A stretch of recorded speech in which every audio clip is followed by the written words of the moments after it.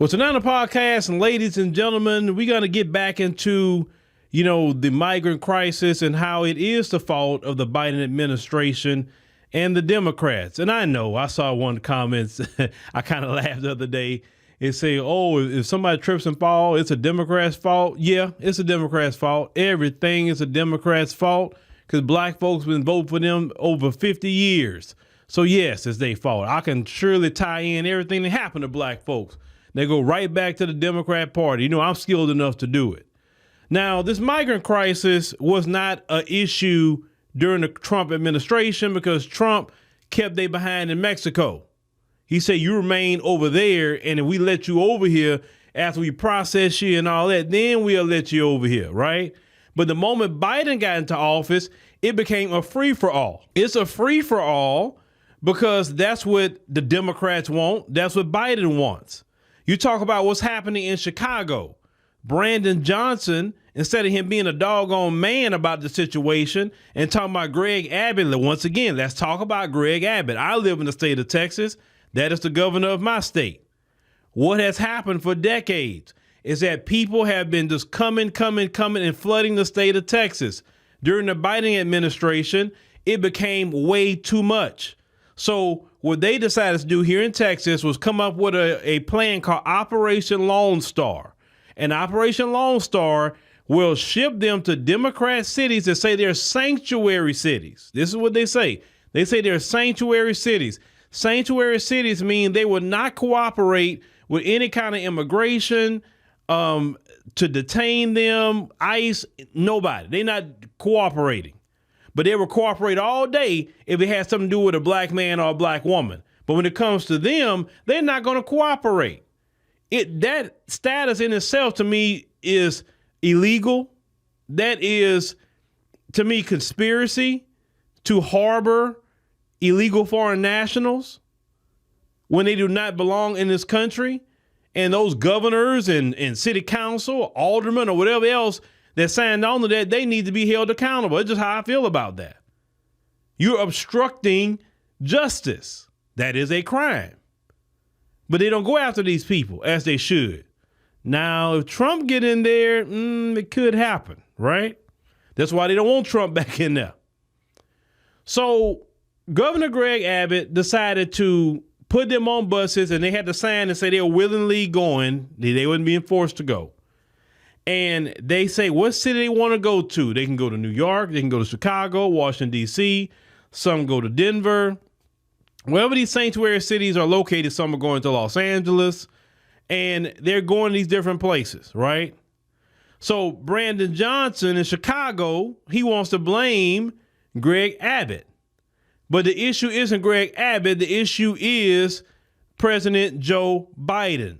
The issue is the Democrat Party. He literally has an open border. This is not secure, and no other nation on earth have their borders just wide open like this. Even Latin American countries don't want their borders just wide open. Every time I have traveled to many countries, even African countries, I followed their rules about getting a visa before and then entering the country. I didn't sneak around. I didn't do what I wanted to do because everybody has their rules and their laws. But with this guy in office, Biden, he just throw away our laws, throw away our border. Now, New York has been dealing with the migrant crisis as well. And the type of migrants that's in New York right now, they are hostile. As we covered on the Black Congregation channel, they're out here tricking. They're out here committing crimes, all in New York. At least the ones in Chicago, yeah, they are committing crimes out there too. But they're getting a little bit more rowdy in New York than they are in Chicago. Well, so Mayor Eric Adams, whether you like him or not, he's been the only black mayor that I have seen that actually said something and stood up and say, hey, Biden, what's going on? Hey, this migrant crisis is going to destroy New York. And he's right. The majority of the homeless people in New York City is black American people. And that is in itself wrong. But to prioritize all the resources to this migrant crisis, putting up these migrants in the Row Hotel. And I know exactly where the Row Hotel at. I've passed by it many times while I've been in New York. I think that's atrocious to be putting them down there in Manhattan. Why are you doing that? That you're going to turn off tourists right then and there to see all this calamity that's going on in one of your biggest tourist areas is the Times Square area. Now, recently, Mayor Eric Adams decided to go back to D.C. because, you know, before he was going to D.C., then he was his campaign finance lady got raided by the feds. You know, he'd been having some trouble. And so he turned right back around and came back to New York to deal with that situation. Well, now Eric Adams wanted to go back to D.C., go talk to people in Congress, go talk to Biden and them to see what could be done for New York. Well, I want you to watch these two videos. New York is headed to Washington, D.C. This is my 10th trip to meet with governmental officials, congressional leaders, and just really send a strong message. We need help. And clear New Yorkers are angry. I'm angry.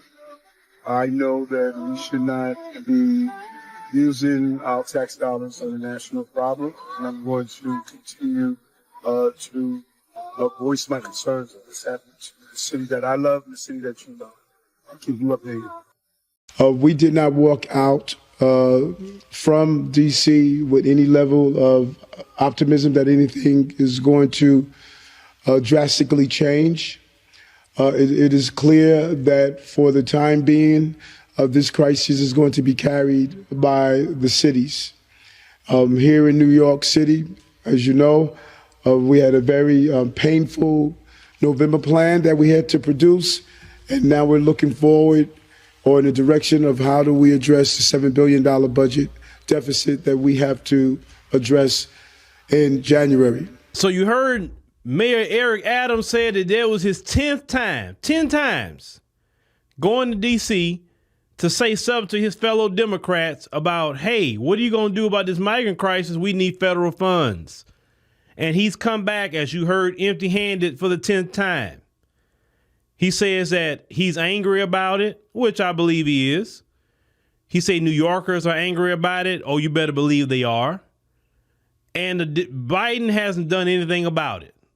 Like, at least he could have sent federal funds to help Brandon Johnson, to help Eric Adams, if he want to keep an open border policy, if he wants to keep having Sanctuary City going, at least he should be sending the funding for it, right?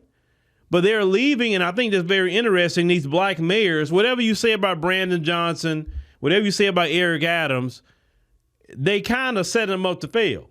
If you really think about it, take away the migrant crisis away from Eric Adams and Brandon Johnson, we really wouldn't be talking about them right now. Just think about that. Outside of the migrant crisis, Brandon Johnson really hasn't done nothing I could say. Now, maybe, I don't live in Chicago, but just from a national perspective, he hasn't done nothing I can say he's been doing this prior to this. You know what I'm saying? So Brandon Johnson is trying to toe the Democrat line and not being assisted. Even his own governor is not assisting him. Then you got Eric Adams in New York. He's going to D.C. for help. His own governor not assisting him, kind of leaving them on the vine with the situation, and he got both of those mayors in trouble. Everybody's upset with them because they blame them for the migrant crisis. Now, I like I said, I give more respect to Mayor Eric Adams because at least he's out here saying really what it is. It is a national problem. He at least went down there to try to see what was up. I'll give him that much. Brandon Johnson was supposed to go, but he changed his mind. So the problem, ladies and gentlemen, is Biden and the Democrats. If you are in Chicago, and I know you're upset with Brandon Johnson, and Brandon Johnson has not been handling that right, at the end of the day, it is Biden and the Democrat Party's policies that has created that problem in Chicago. It is Biden and the Democrats and their policies that's created that problem in New York. I'm not trying to defend Mayor Brandon Johnson. I'm not trying to even defend Eric Adams, but I got to just be truthful, is that I personally don't think it's fair what has happened to both of those men. Even though I disagree on their political views, I've criticized the both of those men, but I also think, with being fair and saying that they were given something they really didn't sign up for when they became mayors of Chicago, mayor of New York. Just keeping it 100 with you. New York in itself needs to be working on itself. New York needs to clean itself up completely. Now, the one thing that he's recently done, Eric Adams, that Brandon Johnson didn't do, that kind of made people upset. You're trying to literally charge people to drive on the roads. Like, I don't know if y'all heard that in New York, they're about to charge people for literally driving on the road, charging people fees and tolls and all that for streets and everything they pay for. Now, I don't know if they're coming up with this mess to try to make up money because of this migrant crisis, but that's not it. Eric Adams, brother, you need to drop that mess because you're going to have a problem on your hands with New Yorkers with that. That is wrong. I mean, if anybody needs to get out there and pay for something, it needs to be them doggone migrants need to get out there and work and go pay for something. The taxpayers are literally getting their budget slashed, like he's talked about. People are going to lose their jobs. That's going to happen. Libraries going to have to close days they should not be closing. A lot of money is being lost to the citizens of New York to deal with Joe Biden's migrant crisis, because it is his migrant crisis, because Joe Biden and the Democrats created that problem. A lot of times y'all don't watch footage from the border, but I want y'all to check this out. Look at this footage I'm about to show you. This comes from Fox News. I want you to see all these people lined up at the border to get into this country. Look at this. Numbers are actually getting even worse. Multiple CBP sources telling me this morning in the last 24 hours, Border Patrol alone has made more than 10,000 apprehensions of illegal immigrants. That does not even include CBP ports of entry. And you can see the situation here in Lukeville behind us. We got well over 800 people waiting in line here after they crossed illegally overnight, waiting to be apprehended by Border Patrol. Once again, it's like deja vu from yesterday. You can see these guys are coming in from all over the world. A lot of African men, mostly single adult men here. Some of them were setting campfires overnight in the cold, camping out here, waiting to get taken into custody by Border Patrol. But CBP sources telling me in the last 24 hours in this Tucson, Arizona sector, there were almost 2,900 apprehensions, and the Border Patrol facilities out here are currently running 200% of their capacity. Yesterday, take a look at this. We showed you these images yesterday of illegal immigrants pushing through a breach in the border wall that had been cut through by smugglers. This happened right in front of Border Patrol. All these people came spilling through the wall trying to take advantage of the situation. Then a human smuggler looks at our camera, gives us a shrug, and salutes us. Well, GOP presidential candidate, Florida Governor Ron DeSantis, reacted to that video. He posted a tweet which says, all those military-age men lined up to get into this country. Not a bunch of women and children, a bunch of military-age men. Then you saw the cartel member, he just sit up here and kind of wave and everything at the camera. So we have no security at the border at all. The cartel can cut fences and do whatever they want to do with no repercussions. None. We don't have leadership. We don't have it, ladies and gentlemen. You literally having this man have our country defenseless, literally. Anybody and their mama can walk across that border right now and do whatever they want to do. You don't know if any of those men are military, any of those men are part of terror groups. You don't know anything. Posing themselves, I just want to come here and work. Why you didn't go work in your homeland? Your homeland got a lot of stuff you can go do. Or go to the next country over. Why are you coming, flying way from overseas across the Atlantic to come over here? No, they being told to come over here because they being incentivized to come over here. We got to, as a people, like I said, not just as Black Americans, but just I say it's all Americans in this one. We got to get this guy out. He got to go. If you sit up there and go vote for this man to get back in office again, I'm telling you, you're not going to have a country. You're not going to have one. Part of having a country means you have borders, you have sovereignty. This man is literally just knocked down our borders, and anybody and their mama could just come over here anytime they get good and ready. They don't have to go through no rules. They don't have to pay anything. They can just show up. We have a housing crisis even as it is now. We don't have enough houses for American citizens. And you mean to tell me in the midst of that housing crisis, on top of the other inflation, other crap we got going on in this country, you're going to bring in the whole world into this country? Because you're not bringing in the top of the top people. You're bringing in people from all over the place. The American citizens' responsibility to take care of people telling me they want to work. You got American citizens right here that need to work. It's enough these politicians in this country shipped off all the manufacturing jobs to China, Vietnam, and all these other places like that, where you can be putting a lot of American citizens to work. But they're bringing these people in so they can work low-skilled labor, and then what they can't do, AI is going to be doing, taking away more jobs. And we don't know if these people will be used to create civil unrest. We don't know who these people are and why. And we already know what the Democrats want to do. But the Democrats and what they're doing isn't democracy. Because in quote unquote democracy, the people have a voice. And the people say, we don't want this. What are you doing? Close the border. Shut it down. We need to put a pause on the American border. You can't come through land. No more. The only people that should be able to come in here is trucks that's bringing, goods and services and things like that.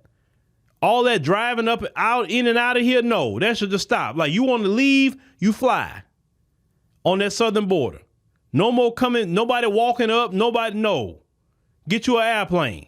I know some people on the border of Texas, some of them do work in Mexico on the border towns, which the border towns are very dangerous right now. But some of them do that. Okay, well then you need to go through them, and then you can walk across if you're an American citizen and come back. But anybody else, you're not an American citizen, no. You need to fly your behind in and out and that way, because think about it.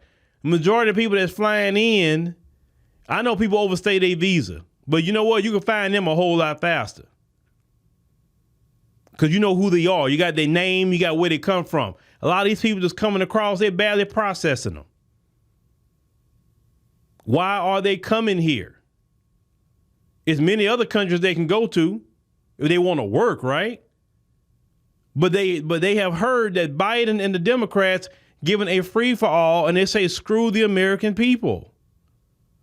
Now, I was talking to my barber today. We were talking about, the election. And he said, I'm just so sick and tired of the whole thing. I don't like nobody. I'm sitting it out. I said, okay. I said, a lot of people saying that. I talked to another brother. He said the exact same thing. But I asked him, I said, are you registered to vote, though? He said, no, I'm not registered to vote because I ain't vote for nobody. I said, no, my brother, no. I said, you need to register to vote. You can do it online. I said, let me tell you why you need to register to vote. Even though you're going to sit it out, you still need to be registered to vote. I said, because it could be somebody local that you may want to vote for in that election for some reason.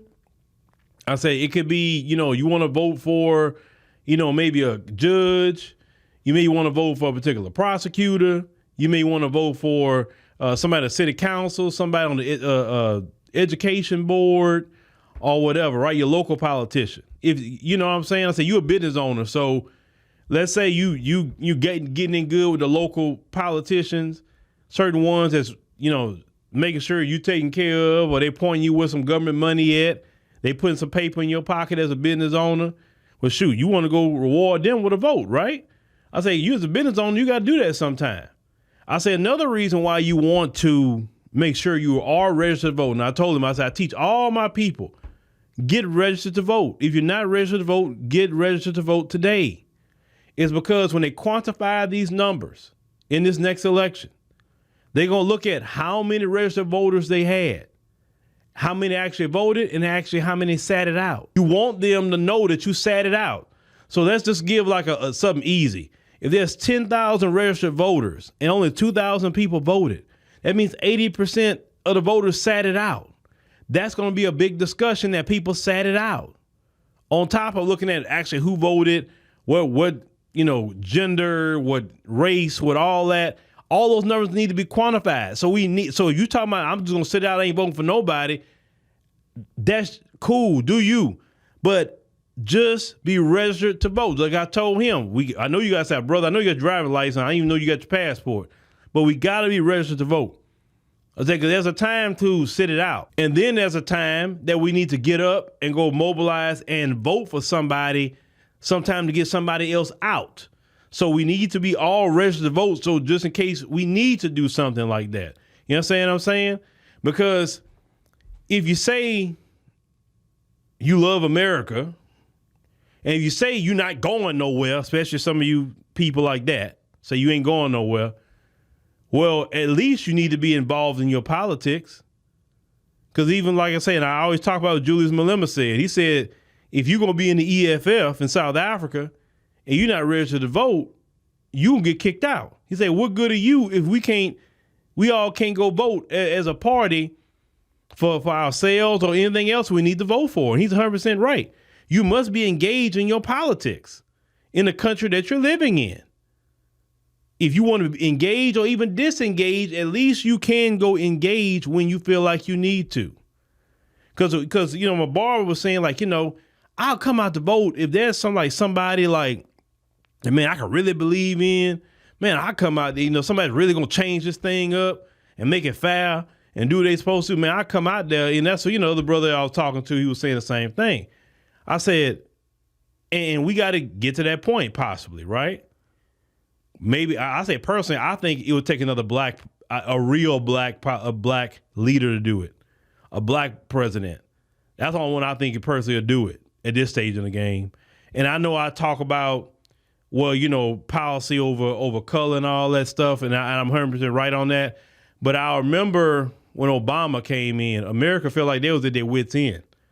Obama, he saved America from itself with the housing crisis. I give Obama that.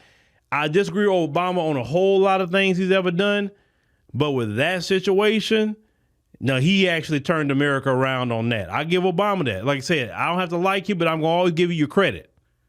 I'm going to give you your credit. I wish he would actually have built on that and built a good legacy with his people, instead of all that shoe shining that he was doing when he was in office. He could have been the greatest president that ever been in America. He could have been that person. And he chose not to. But when Trump got in there, day one, Trump just started doing whatever he wanted to do. And because of Trump doing that, Trump even changed the game when it comes to presidents, because now you can't say what you can't do because Trump showed you could.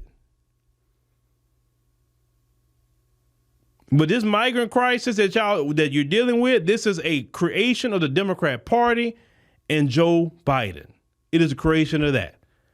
I cannot, if you go out there and vote Democrat in 2024, you're voting for more migrants showing up at the border. 800. Do you know they recorded the other day 12,000 migrants coming through the border?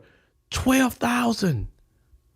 That's like a freaking standing army. So a platoon of men is showing up at the border, and they already causing problems. They're already committing crimes. We are going to be in so much. Listen, Joe Biden, even if you vote him out of office 2024, he has done so much damage to this country in the time that he's been in office. So much damage economically. He's done damage with foreign relations. He's done so much damage. That's why I don't want to hear nobody talk to me about no doggone Biden. I don't want to hear it because he just messed up big time. Then he got his son out here getting in all kind of indictments and all kind of things that he was doing. I read he got indicted in California. He was just tricking off drug money. He was spending, they say, almost $1 million on women and prostitutes. This dude was a straight deviant. This Hunter Biden dude, his son. What he needs to do is maybe he needs to go ahead on and step down, let Kamala go ahead and finish out the term, and deal with his son. Because, like, seriously, I've even said it, to people before. Listen, Kamala, but at least Kamala is a little coherent. At least she can answer questions. At least you can go back and forth with Kamala about something. I mean, Biden, like I said, I'm telling you, this dude is ruining this doggone country. And when I tell Black America, you go vote for Biden if you want to, you're done. You are completely done in this country. I'm telling you. Because Black America is not a thought for the Democrat Party. But once again, Chicago, New York, migrant crisis, even though those mayors are not handling it very well, but it's not those mayors' fault. It is Biden's fault. And y'all got to remember that in 2024.